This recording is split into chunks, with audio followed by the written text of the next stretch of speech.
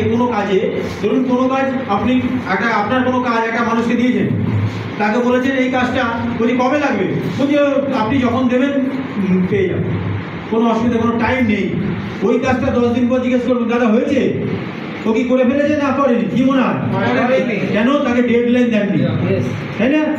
যে কোনো কাজ যদি ডেডলাইন না থাকে, যে অমুক দিনের মধ্যে আমার চাই, অমুক দিনের মধ্যে আমাকে করতে হবে, অমুক দিনের মধ্যে আমাকে পেতে হবে, ওই ডেডলাইন আছে বলে আমরা কিন্তু কাজ করছি, আমরা বেঁচে আছি। স্কুলের ফিসটা যায়, গ্যাসের বিলটা দিতে হয়, দুধের বিলটা দিতে হয়, বাজার করতে হয়, ডেডলাইন আছে, যে বাজার শেষ হয়ে গেছে আর কিন্তু বাজার নেই, বাড়ি থেকে বাজার আনতে হবে, ডেডলাইন আছে না? ডেডলাইন ছাড়া আমরা মুভমেন্ট করতে পারি না, কিন্তু আমাদের কাজের মধ্যে কোনো ডেডলাইন নেই, যার জন্য কিন্তু কাজটা খুব কঠিন। আর যদি ডেডলাইন হয়ে যায় না, কাজটা এত ইজি হয়ে যাবে ভাবতে পারবেন না। আমরা 2 মাসের জন্য একটা ডেডলাইন নিয়েছি, যদি 2 মাসে ওই পারফর্ম না করি তাহলে আমরা কাজ ছেড়ে দেবো। ডেডলাইন কিন্তু খুব সহজ নয়, ডেডলাইনে অনেক ক্ষতি হয়। যদি কোনো বিল আমরা দিতে না পারি ফাইন হয়ে যায়, স্কুলের বিল যদি না দিতে পারি ফাইন হয়ে যায়, ক্ষতি হয় না? ফাইন দিতে হয়। এখানে কিন্তু ফাইন কে কার থেকে নেবে? এখানে নিজেকেই ফাইন দিতে হবে। এমন একটা মেন্টালিটি তৈরি করুন, এমন একটা স্ট্রং মেন্টালিটি তৈরি করুন, যদি এই ডেডলাইন দিলাম, যদি আমি না করতে পারি, এত সুন্দর সুযোগ থেকে আমি হারিয়ে যাব, এত সুন্দর লড়াইয়ের সুযোগ থেকে আমি নিজেকে হারিয়ে ফেলবো। এরকম ডেডলাইন দিয়ে যদি আমরা কাজ করি, 100% আমাদের কাজটা সফল হওয়ার সম্ভাবনা বেড়ে যায়।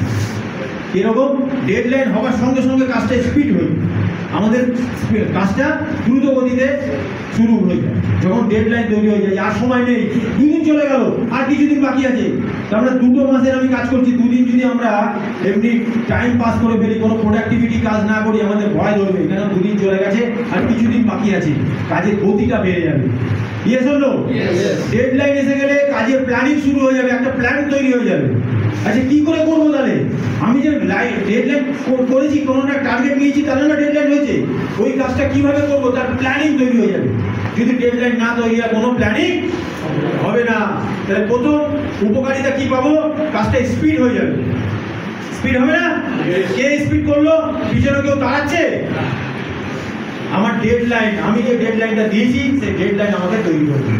আচ্ছা, প্ল্যানিং তৈরি হয়ে গেল, আর মাইন্ড কনসেন্ট্রেট হয়ে যাবে, মাইন্ড পুরো ফুল ফোকাস হয়ে যাবে, আমাদের এই মাইন্ড অন্য জায়গায় ধরবে না। কেন? অনেক ক্ষতির ব্যাপার আছে। ডেডলাইন যদি পার হয়ে যায়, আমি এত সুন্দর সুযোগ হারাবো, আমি যাবই না এই মিটিংয়ে, আমি কাজটা করবোই না, আমি যে কাজটা করছি একটা চাকরি কিংবা ব্যবসা, ওইখানে লেগে যাব। এইরকম মানসিকতা নিয়ে যদি আমরা ডেডলাইনটা তৈরি করি, তাহলে 100% আমাদের কাজটা অনেক ইজি হয়ে যাবে, হাতের মুঠে চলে যাবে। আমি সাকসেসফুল লাইফে অনেক মেন্টালিটি রিড করার পর এরকম একটা প্ল্যানিংয়ে এসেছি যে ডেডলাইন নিয়ে কাজ করব। প্রথম ডেডলাইন হচ্ছে প্রথম মাসে, অক্টোবর মাসে আমরা কাজ করব। এটা অক্টোবর চলছে না? অক্টোবরে প্রত্যেকে 2টো করে ব্যক্তিকে জয়েন করাবোই। যদি না করাতে পারি, কাজ ছেড়ে দেবো। করানো যাবে? বলা আর ছেড়ে দেবো, কিন্তু কাজই করবো না। মাল্টি লেভেল করবো না, চাকরি করবো। এই এত ডিমোশন, এত লাইফ থেকে এত বড় সুযোগ আমার হাত থেকে বেরিয়ে যাবে, 2টো লোককে আনলে আমি থাকতে পারবো। এই ডেডলাইনটা দিতে হবে অক্টোবর মাসে। মধুদা দিতে হবে, সবাইকে দিতে হবে। আমি কারো থেকে চাইবো না 2টো লোক, প্রত্যেকে 2টো লোক, যার টিম হয়ে গেছে সেও যদি 2টো লোক দেয় তার টিমে, কেন আলাদা করে রুট খুলতে পারবে না, তার নিচে গিয়ে পড়বে। তাহলে টিমেরও বেনিফিট হবে, তারও বেনিফিট হবে, যে নতুন করে টিম আমি আবার তৈরি করতে শুরু করলাম। তাহলে কাজকে ডেভেলপমেন্ট করার জন্য, কাজকে এগিয়ে নিয়ে যাওয়ার জন্য আরও 2টো করে মানুষ অক্টোবর মাসে লাগবে। এই পুজোর মাস খুব টাফ মাস। এই মাসে যারা নিজেকে বাঁচিয়ে নিতে পারবো, এই লাইফ লাইন থেকে নিজেকে সার্ভাইভ করে নিতে পারবো, তাহলে কিন্তু 100% আগামী দিনে যে রাস্তাটা অনেক ভালো রাস্তা, ফুলের রাস্তা রেডি আছে। আর যদি এটা না আটকে যাই, যদি আমি কম্প্রোমাইজ করি যে করলাম না আবার নভেম্বরে লড়াই করবো, তাহলে একবার ফেল হলে আমাকে জীবনে অনেকবার ফেল হতে হবে। এই ছোট্ট একটা টার্গেট, 2টো করে লোক, ডাইরেক্ট লোক জয়েন করবো। ইয়েস, নভেম্বর মাসে কি করবো? ওই 2টো ব্যক্তি থেকে আরো 2টো করে 4টে লোক আনতে হবে। তাহলে প্রথম মাসে কাজটা একটু হালকা, শুধু নিজেকে 2টো লোক আনতে হবে। আনা যাবে 2 একবার আনতে হবে, 2টো লোক আনতে হবে। আর ওই 2টো লোক কাজের লোক হতে হবে। এই না যে কিডনি রুগী, একটা হার্টের রুগী, 2টোকে দিয়ে দিলাম, আর আমি বলে দিলাম স্যার 2টোকে এনে ফেলেছি। মিটিংয়ে কই বলছে ওরা তো আসবে না, ওরা তো শুয়ে আছে বিছনায়। এইরকম দুটো মানুষ না, অ্যাক্টিভ লোক যারা পয়সাও চাইছে, কেরিয়ারও চাইছে, নিজেকে তৈরিও করতে চাইছে, এইরকম দুটো মানুষরা খুঁজে পেয়েছে এই মাসে। তারা জয়েন্টও করেছে, প্রোডাক্টও নিয়েছে, এরকম দুটো মানুষ এসে গেছে। তাহলে আপনি নিজেকে বাঁচিয়ে ফেলবেন।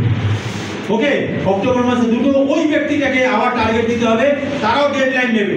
আমাদের যে ট্রেনিংটা চলছে এই ট্রেনিংটা সবার জন্য, সবাই কিন্তু এই ডুপ্লিকেট করবে, আসবে নিজের ডেডলাইন দেবে। ওই ব্যক্তিটা যে দুটো ব্যক্তি আসলো, 2 থেকে এ দুটো আনবে, এ দুটো আনবে, মানে 2 থেকে 4 হবে। তার জন্য নেতৃত্ব আপনি দেবেন, আমাকে ডাইরেক্ট কল করতে পারেন। আপনার আপলাইনকে সঙ্গে সঙ্গে নেবেন, আপনাকে সঙ্গে সঙ্গে আপনার আপলাইনকে রিপোর্টিং করবেন। প্রতিদিনের একটা ঘন্টার মানে হিসাব আপনি নেবেন আপনার। আর সারা দিনের রিপোর্টটা কিন্তু একবার হলো আপলাইনকে কানে তুলবে যে আজকে আমি এই করেছি। এই প্রত্যেকটা দিন 30টা দিন আমরা কাটাবো। আজকে 3 তারিখ হয়ে গেল, আর 27 দিন বাকি আছে। প্রত্যেকে 2টো করে জয়েনিং। নভেম্বর মাসে গিয়ে আলাদা টার্গেট হবে, ওই 2টো থেকে 4টে আসবে, আর নিজের আরো 2টো জয়েনিং। এই 8খানা জয়েনিং করতে হবে। এই 2 মাসের প্রতিজ্ঞা আজকে আমরা নিতে হবে। হবে কি হবে না? এই 8টা জয়েনিং করলে কোটিপতি হবে। ভাবুন তো, খুব কঠিন কাজ। এই 8টা জয়েনিং যদি সত্যি করতে পারেন, নিজের 2টো এই মাসে, পরের মাসে নিজের 2টো, 4টে জয়েনিং, আর ওই 2টো থেকে 4টে জয়েনিং, 8টা জয়েনিং যদি করতে পারেন, কোটিপতি 100% হবে। এটা বুঝতে পারছেন না? বুঝতে পারছেন না? আমি বলছি বলে তাই। নতুন করে যদি এই 2টো মাসে 8টা লোক জন্ম নেয়, তাহলে 100% কোটিপতি হবেই হবে। ওকে, কি তৈরি হবে? লোকগুলো যদি কাজও না করে তাও হবে। কি হবে জানেন? অনেকের প্রশ্ন থাকবে, আর 8টা লোক নাও কাজ করতে পারে, কি করে কোটিপতি হবে স্যার? আপনি বলছেন, আরে আপনার মেন্টালিটি যতটা স্ট্রং হয়ে গেল না, আপনি যে রিস্কে নিয়েছিলেন, ওই রিস্ক থেকে কিভাবে নিজেকে বাঁচিয়েছে, সেই যে অ্যাটিটিউড আপনার মধ্যে তৈরি হয়ে গেছে, এইটার জন্য আপনি কোটিপতি হয়ে যাবেন। বুঝে গেল? এই লড়াইতে নামতেই হবে। এই পরীক্ষা সবাইকে দিতে হবে। আর যারা এই পরীক্ষা দেব, আর যারা এখান থেকে বেরিয়ে আসলো, তারা 100% সবাই কোটিপতি হবে। ওকে, থ্যাংক ইউ।